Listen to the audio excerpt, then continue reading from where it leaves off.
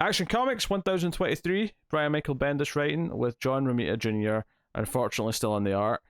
And I mean, I think the last issue he did, we were saying, oh, it's not the worst of his art. It's not good, but it's better than what it has been.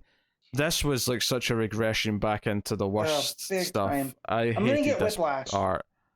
It looks rushed. Like I cannot like JR's art on a objective level, subjective level, whatever one. I always confuse them. All right, it's just not for me. I don't like it. But if you do like it when he's, like the last issue, cool.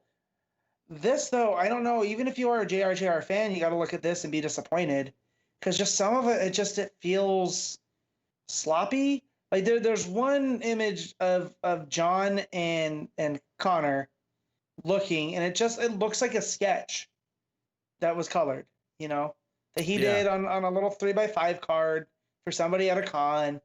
And to me, that's not what should be in a sequential story. That's just my thoughts on is it. this when it comes to Smallville for the first time, and they're the ones I think Connor's hugging the Kents, and he's like they're both looking over. Yeah, there's like no detail whatsoever. It's so flat. In fact, the moment I hated in that page, like further down, is Brainiac turns and says, "Is that a tractor?" I think, like, if you want an example of how flat the art in this book looks, that Brainiac's head on that panel is just so flat. There's like nothing to it. It's terrible.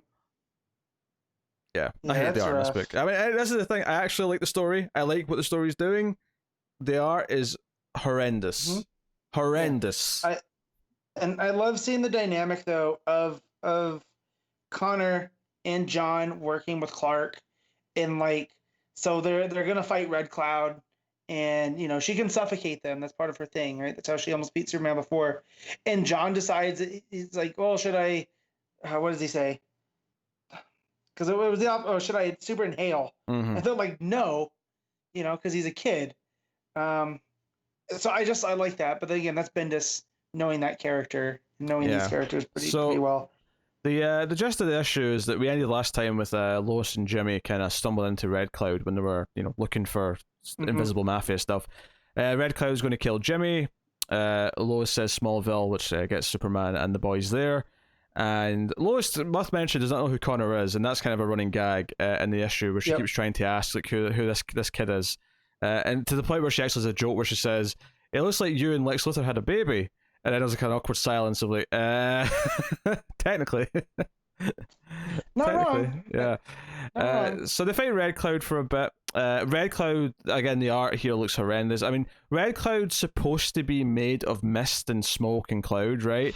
And yet her head looks like it's made of rock for most of the panels. Yeah. It looks so bad. Some of the line work is so heavy as well, and some of her stuff. Real. I mean, and then you get to where they start to use their super breath to knock her out too, and there's just so many lines, right? Like it's almost distracting.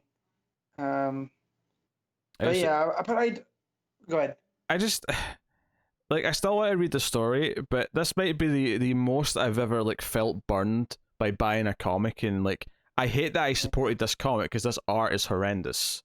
Like it's I hate that I contributed to this because I think the art is that bad. Yeah. So actually the page I was talking about, it's on the page where John gets choked out by Red Cloud. Mike. Yes, John's getting choked out by the cloud. This is Red Cloud. This is further into the issue, yeah. Yeah, and it's the top of the page with Connor and Jimmy Olsen. It says, "Come on, Red Lady, fight or don't." Just the way Connor and Jimmy look on that page, they look like quick sketches. That's the one I was talking about. Yeah. But your Brainiac one is along the same lines. Yeah, it's honestly there's points in this book where Lois looks like a guy. That Jimmy panel you just told me about. He looks like a 12-year-old girl in that that panel.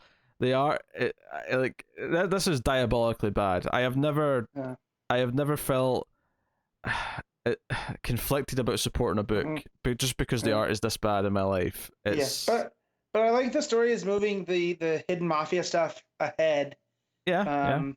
Which I do like. So Red Cloud goes back to Leon, and Leon's talking about Lois and whatnot, and what does she say?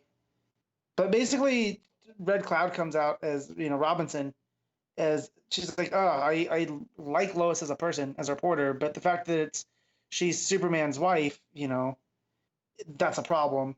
Yeah, the big thing that happens here is that the supers are kind of talking about like how do they fight this threat, this mafia, and they kind of have to like sort of like let's try and fight it like like a gang would essentially, which is kind of on Superman. But essentially what they do is because Leon hears the story later where she's told that Superman showed up to one of her clubs, the Black Label Club, and they made the place evacuate, and then Leon thinks she's been told that Superman blew up her club, but what they actually did is they used Kryptonian tech to shrink it because they say, "Oh, we call this the Candor," and they've shrunk the club down to like tiny size.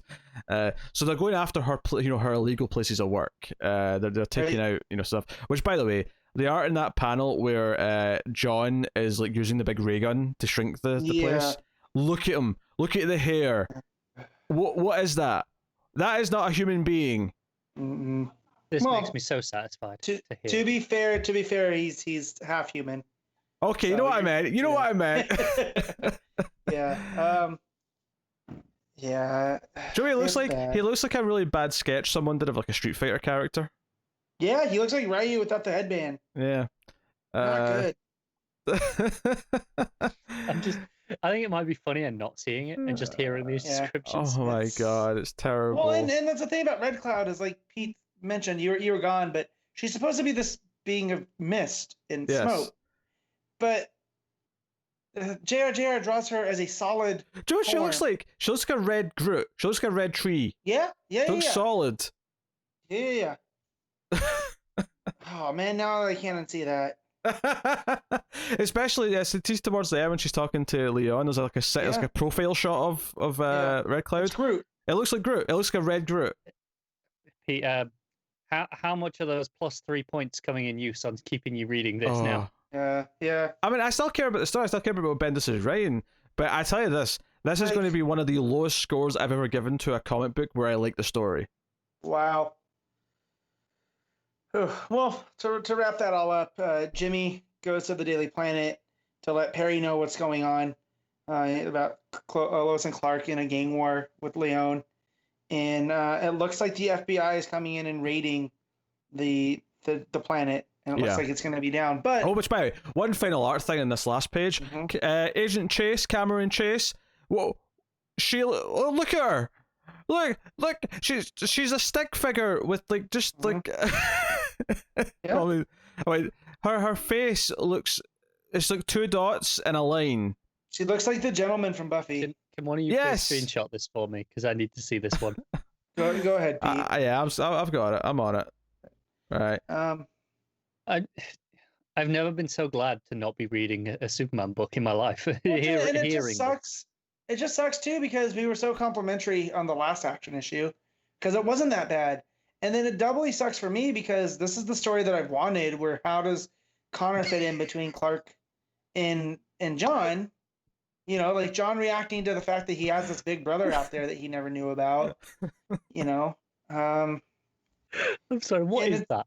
And it's being saddled with JR art, and I just don't understand it. Do you remember in quarantine where I read the Miller Daredevil run and some of the stuff that had JR in it, and it was like, holy crap, this is actually good art, and like not even like good by JR standards, like legitimately good art. And I'm like, this is why he has fans. And then I see that panel that Pete's just sent me, and I'm like, how is that the same person? Yes, apologies for the video freezing for those two as I screenshot things, but I'm just sending her another one. You can have that. The Groot. No, I was giving him the John one. What? Gotcha. Wait, that's John? That's John. Yeah, that's John. There's several times. What is that he's shooting? It's a shrink gun. It's a shrink gun because they're shrinking all of Leon's stuff. Yeah, if you say so. Yeah. it looks like a drill with a light on the end to help you see the screws. Yeah. So, all right, Pete, let's rate this so we don't have to talk about it no more. All right, yeah, go on then. I'm gonna give this a 4.5. Yeah, I was thinking 4. I was going to go, and I like the story. I like what the story with the Invisible Mafia. I like the stuff with Lois and finding out about Connor. I like all that stuff. Worth mentioning, this has a very in-depth recap page at the start, which I was not expecting. Like, you know, which I kind of like, because it's done in that style that you would get. Because I just, I finished the Yellen McKelvey Young Avengers, and that's how every one of those issues starts. What I like about it is that at first I opened it and I was like, my god, that's a lot of text, and then I started reading it and went, oh, this is just a recap, I can just sort of skim this, I don't need to, but it's there if I need it, it's there if I want to actually solidify the details again, I can. So so I like that Bendis is working that in, where traditionally that we don't get those in DC Comics, so that's pretty cool. Yeah, I want to say, if this had good art, let's just imagine this had good art, I'd probably be giving this like an 8 or so. But because the art alone got it down to a 4. That's how bad the art is. I hate it. Yep.